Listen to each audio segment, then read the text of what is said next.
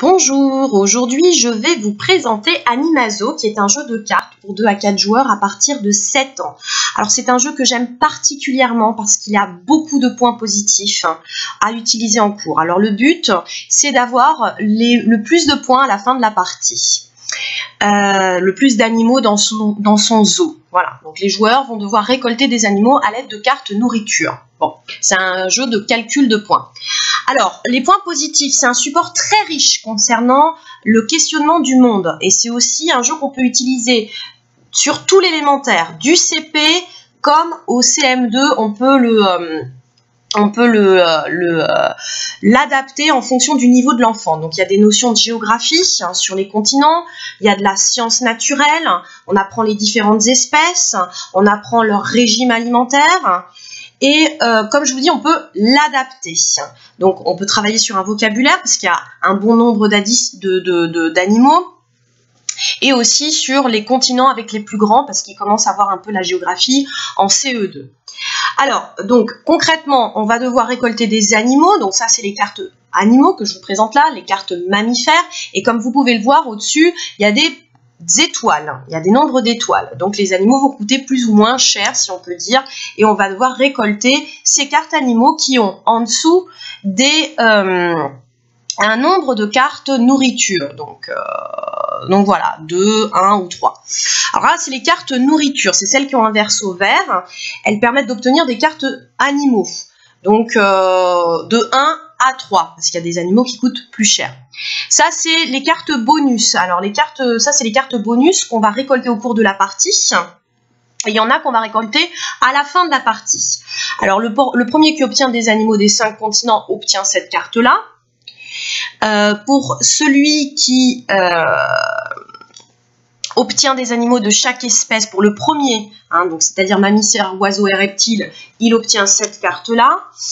Et pour celui qui obtient tous les régimes alimentaires, herbivore, carnivore, omnivore, il obtiendra cette carte-là. Donc ces cartes-là, c'est au cours de la partie.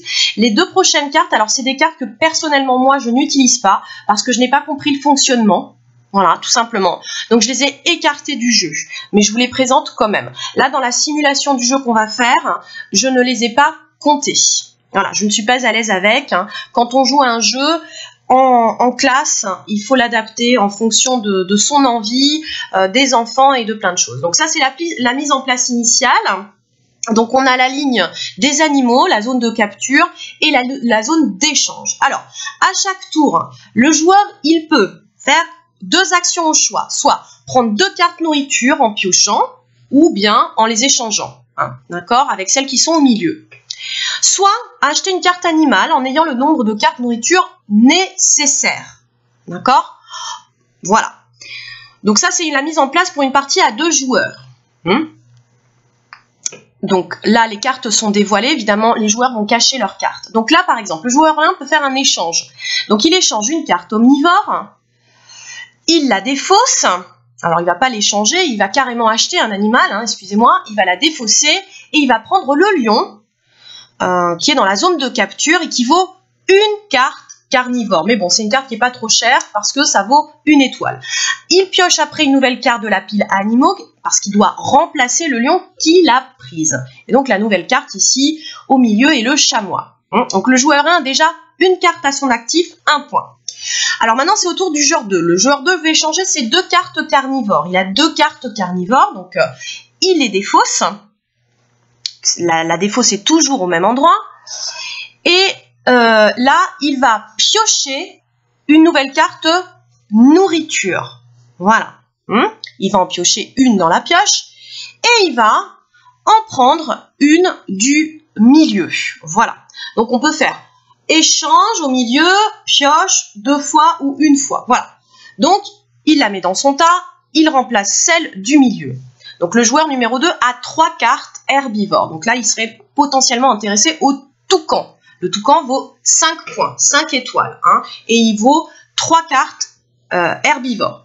Alors, c'est au tour du joueur numéro 1 qui échange ces 2 cartes herbivores. Il les défausse. Donc, c'est toujours le même fonctionnement. À préciser bien que les cartes ne sont pas dévoilées. Et là, il prend la carte chamois qu'il place dans son zoo. La carte chamois lui a coûter 2 cartes herbivores. Comme d'habitude, il repioche dans la pile animaux, qui est la pile bleue, pour remettre dans l'emplacement vide un nouvel animal. Voilà. Donc le joueur numéro 2 a 3 cartes herbivores. Donc là, il va faire l'action qui va défausser, comme d'habitude. Et là, donc on s'imagine bien effectivement qu'il va acheter le toucan. Voilà. Donc il place le toucan dans son zoo qui lui a valu 3 cartes herbivores. Voilà. Donc le joueur numéro 2 n'a plus de carte nourriture. Hein. Il devra faire l'action de prendre obligatoirement des cartes.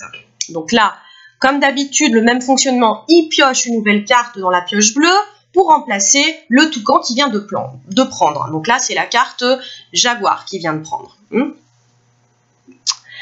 Alors après plusieurs tours de jeu, parce qu'on va pas non plus... voilà, le but c'est d'expliquer la mécanique, le fonctionnement, de voir en quoi c'est riche ce jeu. Donc le joueur numéro 2 est le premier à réunir tous les régimes alimentaires. Donc il a l'oiseau, le reptile et le mammifère. Donc il reçoit cette carte bonus qu'il lui rapporte 2 étoiles, donc 2 points supplémentaires. Il la place à côté de son jeu comme ceci. Voilà.